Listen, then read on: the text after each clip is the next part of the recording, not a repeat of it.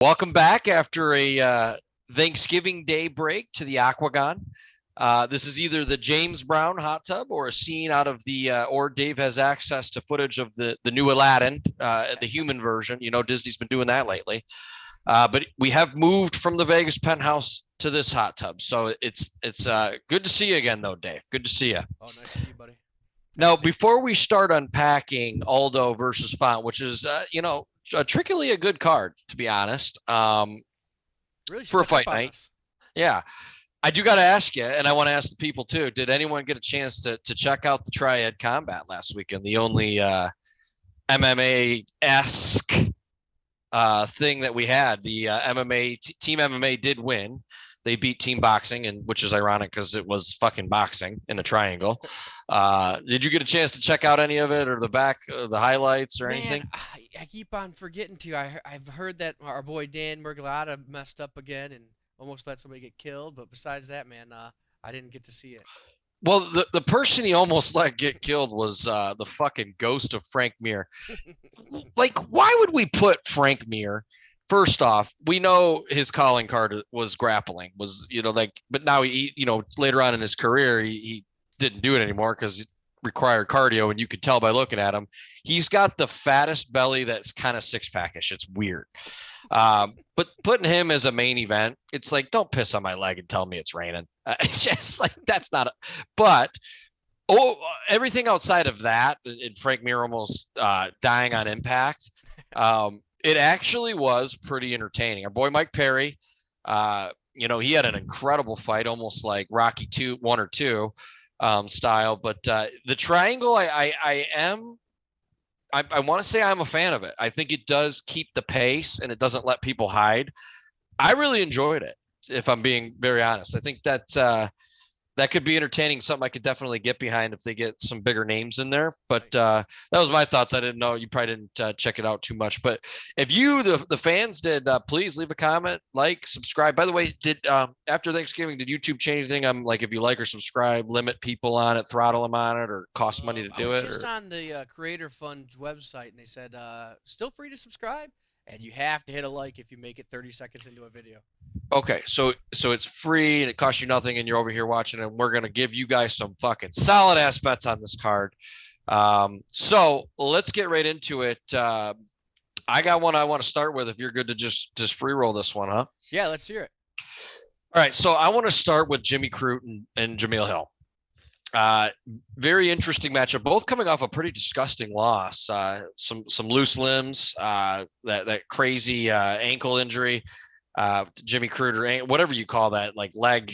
What's the like to call dead it. Leg? Is that what they call it? The dead leg, yeah. Dead leg. I think Joe Rogan calls it the dead leg. Dead leg, or maybe drop leg. Maybe that's drop leg. My man was still in there with the heart of a lion, though, still trying to. You love to see it. I mean, you're one leg and you're going out on your shield. Hill, I mean, there was nothing he could do. I mean, he got absolutely crucified on the ground.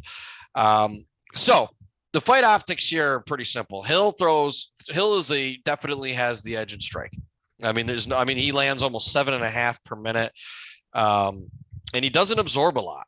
I mean, so his strike only 3.6 per minute. So, his striking defense is good and his striking offense is extremely good. And before his loss, I mean, this guy was undefeated. He won no contest, but he was a heavy prospect. But I think that fight kind of showed us some deficiencies in Hill's game that I think will get exposed here.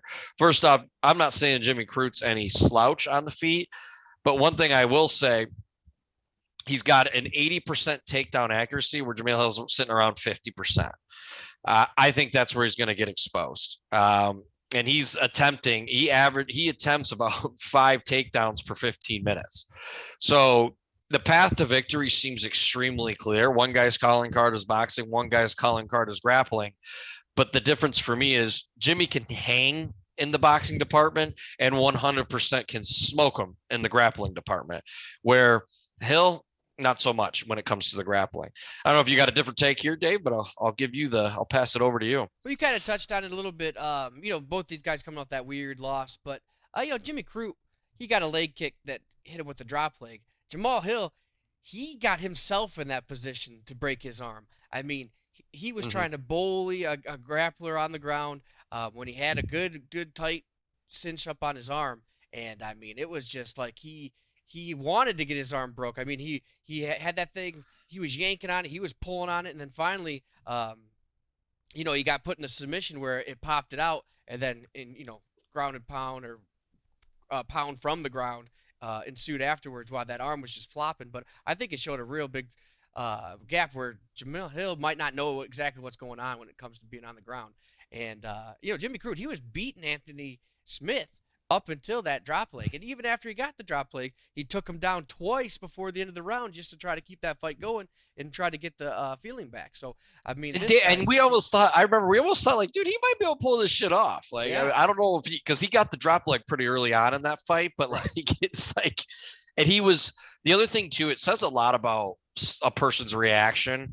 Like when he lost, it looked like it took his world from him. Like he was fucking pissed about it. And to me, like emotion sometimes says a lot about how, like, how someone feels, or where they're like it's like almost like an automatic bet. Like now this guy's motivated, he's not like the just talk and no walk type of person. So I think this is a hammer bet for me. Do you have the line in front of you by chance on this one? I got minus 190 for Jimmy Crute and Jamahal plus 160. Perfect. Yeah. So, I got Crute, and I'm looking at it now. I got him at minus 200. So it looks like that line moved a little bit on me, but we'll see what happens. It's going to be very interesting. Do you have one that you want to go to for next?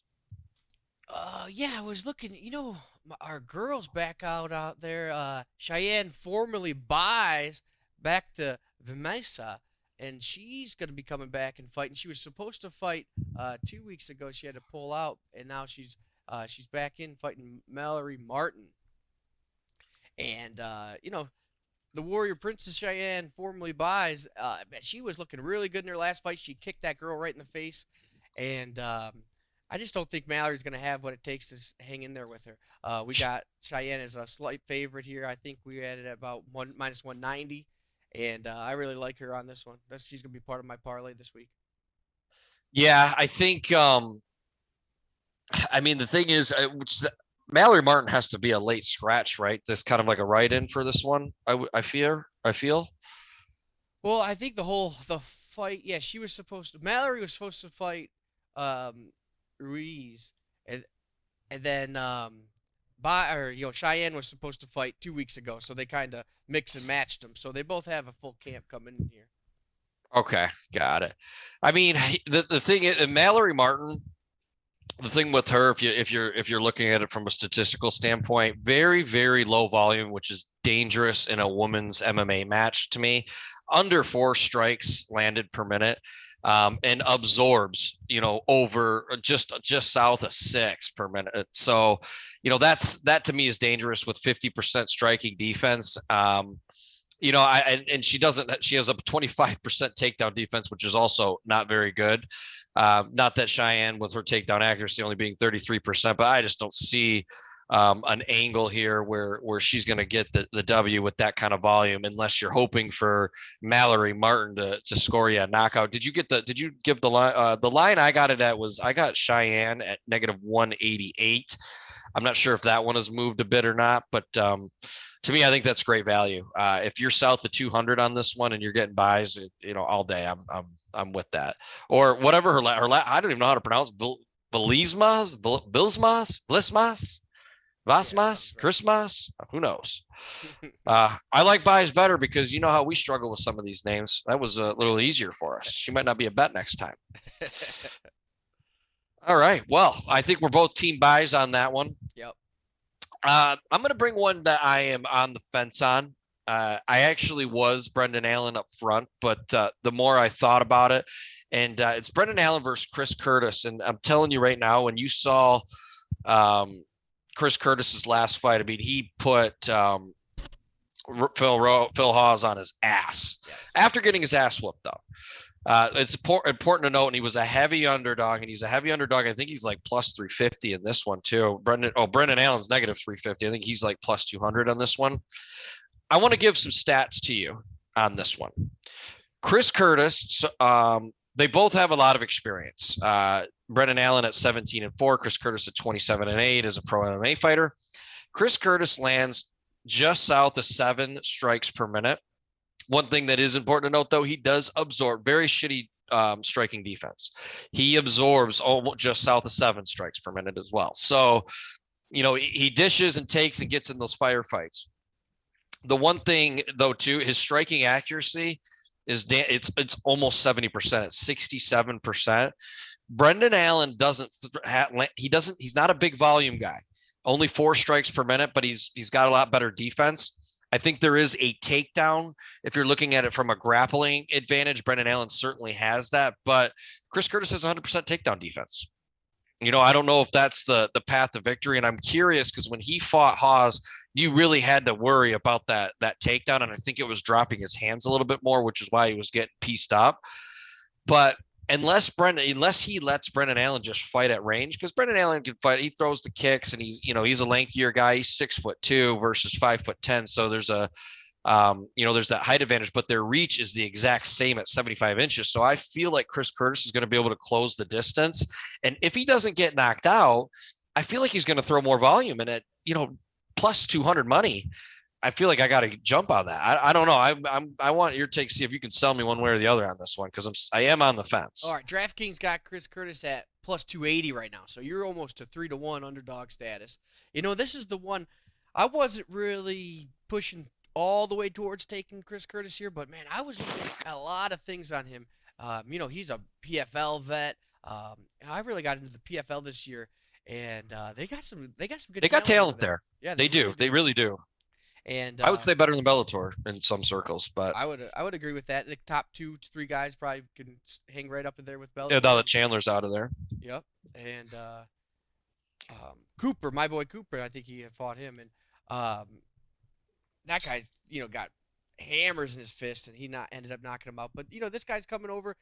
He's one of the top guys in the division that you don't really think about too much. He got his first win at his UFC debut with Phil Hawes, like you're talking about. And Brendan Allen, I mean, he's put a lot of wins together, but the only guy that really is of note that he fought was Sean Strickland, and he lost to him. Right, I love Stanford MMA, and it's a good camp, but man, I like the dog money on Chris Curtis the more I think about this one.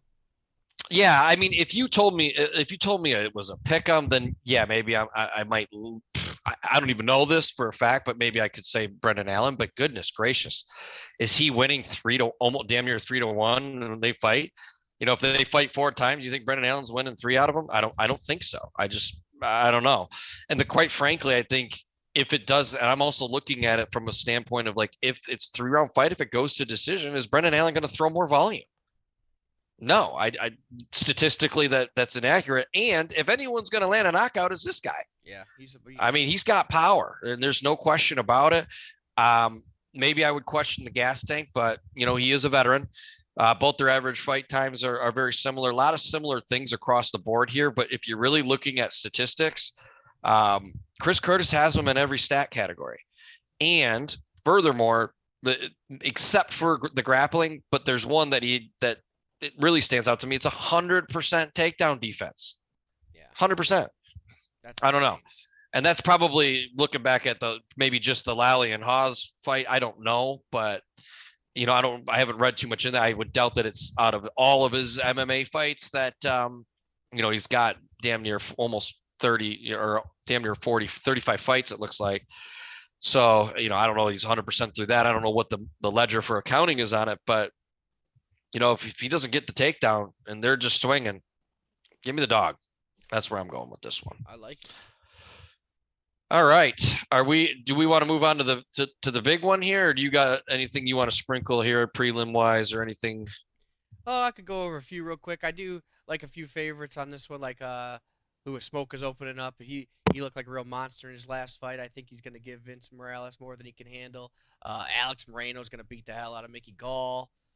Oh yeah. Mickey Gall's had the easiest UFC career of life, and his last win I actually did bet on him, but that was just because that guy sucks, and I knew that. Right. I do like the Mickey Gall fading him. He's an auto fade for me unless he fights, former WWE fighters or, undersized fighters that have no experience. But I don't know. How did he even get? Is he like in the Dana White's family? Does he know the Petitas or? I know He's had a pretty damn easy road in the UFC, to be honest. Except Northcutt, there was only one win that I would give him massive credit for, and that was Sage Northcutt. But outside of that, nothing for me there. I actually did have one I wanted to go over while we're talking about auto fades for me. Alonzo Menifield, he just sucks. Really, you don't like him? I do not like him. He burned me. What fight was it that I lost a lot of money on him on? I know we bet on Ed Herman when he beat him. I know that. We had that was one, but I think it was it St. Peru? Yeah, Peru maybe. I can't remember which one it was. Yeah, but we like to fade Peru. Yeah, he pissed me off with that. And ever since then, I've held a grudge, and I'm not a grudge holder, Dave. I'm not by nature, but in this particular fight, I am. And quite frankly, I like William Knight. He's got a bigger chassis than what I like to bet on. He's got that muscular chassis that tends to gas out. But the guy has so much fucking power, and I keep getting him, on underdog money, and I've won on him. I think 3 out of 4. Or at least maybe my last 2. I don't know if I bet the Jung one or not, but I have won some money on him, and I just think that there's not a lot of respect on him for whatever reason. Not the best takedown defense. Yeah, he can't defend takedowns one bit. That's the real problem. If you look at the takedown accuracy of Menifield right now, it's 25%. So is that really a scare? I don't know. He's only attempting a half a takedown per 15 minutes. So this might be a stand-up war. To me, and give me the guy that's got shit tons of power. And what is it? Plus 125 right now? Current line on this one is, what are we seeing? Ooh, stick with me, boys. Oh, here we go. Minus 145 for Alonzo. Plus 125 from William Knight on DraftKings right now. All right, so that line hasn't moved. I don't know if that's a good or a bad thing, but that's where I stand. Are you going Alonzo on this? This one might be a stay away from me, but if I were to pick, I would be Alonzo. I'm not going to walk into the fire with that underdog pick with you on this one. All right. Well, I can appreciate that. You're passing up on the underdog special. Clay Guida, I thought about betting, but he looked a little lackluster for me. The movement, he still has that same movement style, but it looks like he reaches for the cage a little bit more, maybe just cashes some checks. So I stayed away from it, but I don't like betting against alpha male just because, that's a dangerous camp to me. It's a trap camp, if you will. Mm-hmm. So I did pull that one off my board. Yeah, it's going to be a fun one to watch. That one's just a fight for the entertainment. Yeah, a little name recognition type of fight, which this card has, and you got to appreciate that. I respect that for what it is. I might throw a little bit on him by decision, Guida by decision, just to spice it up. Right before the fight. Just to see what happens. Just to get a little. He's gonna go out there and put on a show. Yeah, well, if he does, but he could go to. They got good gas tanks there. If he doesn't get himself into some trouble, we'll see what happens.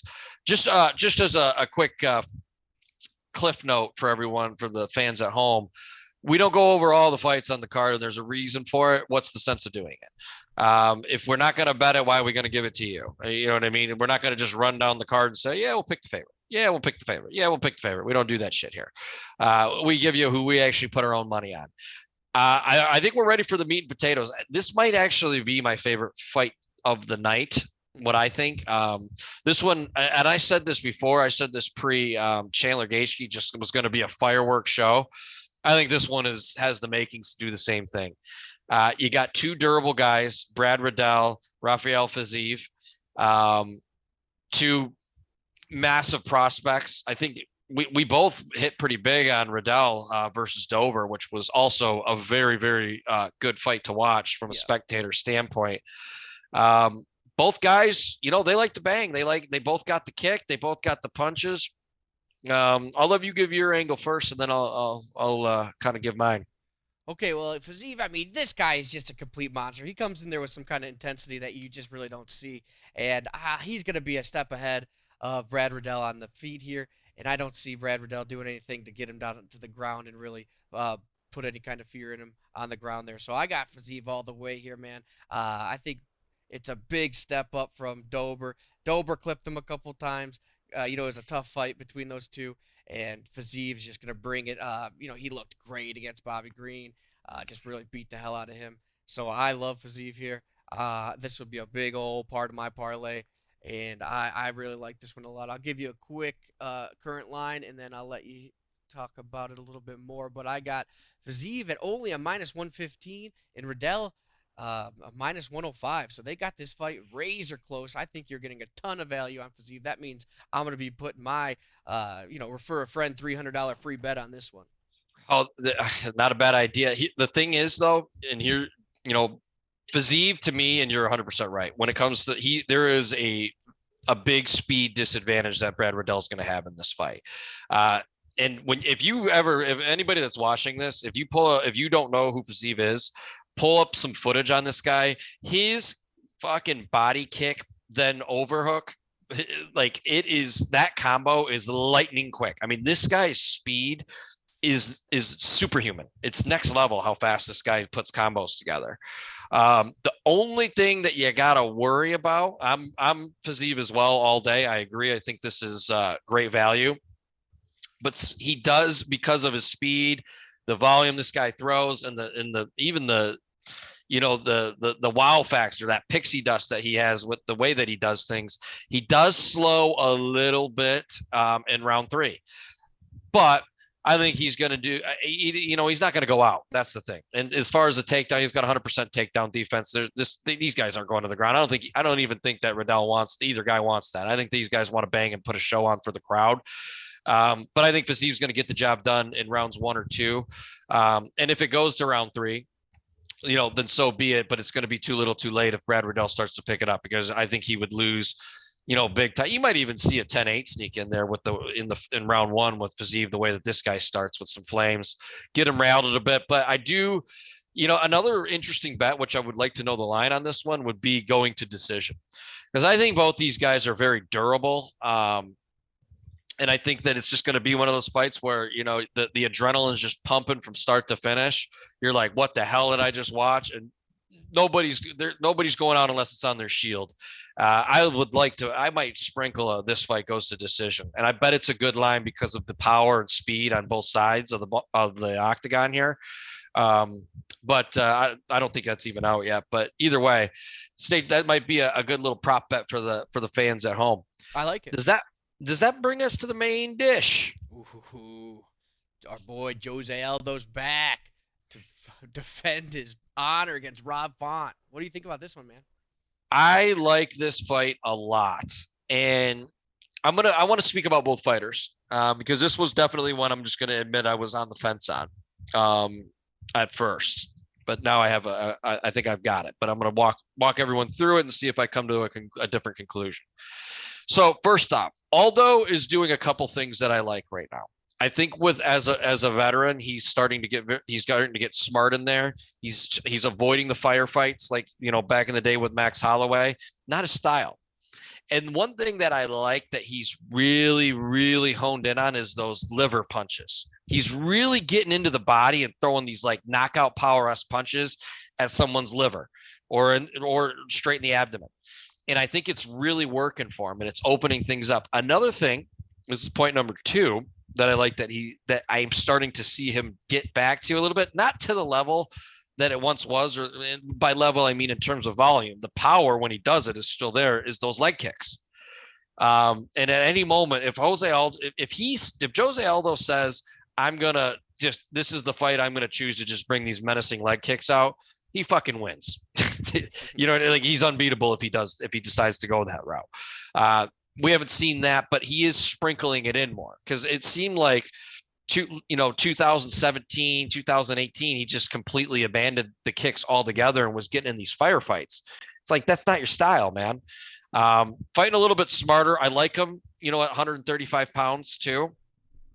So let me get to Rob Font, who I think is going to take the victory here. That's where my money is going. And I think it's really, when you look at Rob Font, that jab that he has is incredible. I mean, it is a shockwave jab that he throws often. And then what he does with it is it leads into this knee, this jab knee combo. And he's actually been putting people out throughout his career with this. But even if he doesn't put Aldo out, the way that I see the fight going is death by 1,000 cuts. I mean, I think in a 5-round fight, he's just going to continuously land that jab. He might sprinkle that knee in and hurt Aldo a couple of times, but I don't see Aldo landing the knockout here. And because of that, the volume, the fight style, you got to give it to Rob Font.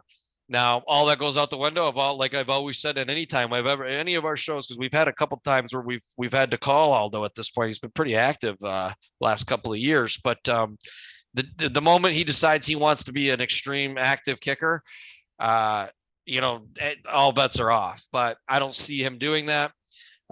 The age thing really isn't a factor either, because there's only a year difference between the two. I think sometimes these UFC guys that have been around for a while were like, well, he's old. Well, Rob Font's not a spring chicken. 1987 versus 1986, not a big difference there. But again, the jab knee combo, the fact that he's going to be throwing that constantly, he lands almost double the strikes per minute to Aldo. And they both don't absorb that much. So very good strikes defense, but I'm team Rob Font. I don't know if you got a different angle here. I was Aldo, though. I will say, about when the first came out, I was like, I think I'm gonna go Aldo on this one. After further research, I'm Font. Oh no, man, I'm Aldo all the way here. This man lost 3 crucial fights to the best of the best: Volkanovski, Morales, and Peter Yan. And then he just completely changed his game up. He got a good win over Vieira, but then the clinic he put on against Pedro Munoz, I don't see how you could even think about betting against Jose Aldo when my man just looked so crisp, so clean. They said he tightened up his boxing. He put a whole new camp together and just completely controlled that fight. Who's fought more 5-round fights than Jose Aldo? Not anyone I can think of off the top of my head right now. Rob Font had his last fight against Cody Garbrandt as a 5-rounder, but he has not seen anything with the skill and experience that Jose Aldo is going to bring to this fight. I love this one. I'm getting plus 155 money on Jose Aldo after the performance he put on just months ago against Pedro Munoz. I love it here. This is, I was saying I was going to put that $300 free bet on Fiziev. I don't know what I was thinking. It's going on Aldo all day. Parlay that puppy. A little parlay action. Since this is the first, I think it's the only one that we disagree on this card, and it just so happens to be the main event. I'm not sure if you're still sober October, but I would like to tequila bet you, and I would like to rebuttal here. Okay. Now, I do think you have some very valid points, and like I said, I think Aldo he's not one of those veteran fighters that's not aging well. He actually is, and I agree with you 100%. First, I'm gonna kind of back it down from top to bottom on things you said though. Pedro Munoz, I think he's overrated. And the other thing, I give the strength of competition, but like I always say, if you don't beat said strength of competition, then I can't give you credit for it. I can't. And you could even go further down. He couldn't beat Max Holloway. It seems like when he gets that upper echelon, he can't get the W. And I'm banking that Font might be that upper echelon. I mean, you got wins against Garbrandt, Morales, Simon, Pettis. He's won his last 4.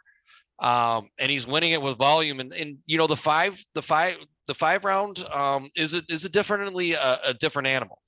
And you are 100% correct. I mean, a guy that's ready to go the distance, there's no one more prepared than Aldo to do so. But I'm gonna go the fact that I do think that that Font's gonna be in it for the long haul here, and I think that he's he's progressing right now. He's in his prime, and this could be that fight for him to break that mold. If you're Aldo, I think you're the marquee again. You're fighting a guy in his prime. Are you going to come out victorious? I don't know. You know what I mean? And that's some of those losses that you're naming.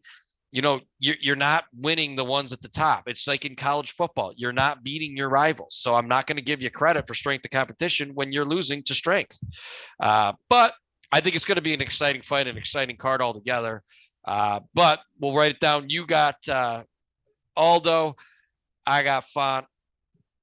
I might be putting my. I don't even know if I have a free bet in the holster. I use my Fox one. Which one are you going to use? You got a Fox one left? I got the risk free. Yeah, I still got the Fox left to put in.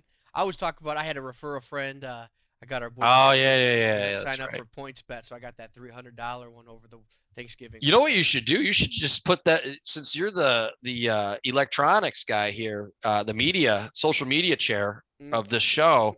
You should just put the link, the referral code in the description for this. See what you can get. Yeah, he's giving you guys free money and bets that are going to hit. I don't know what else you want. That's a good platter right there, if you're asking me. Dude, that points bet, refer a friend, no rollover, just straight bonus money. That's crazy. It's crazy value.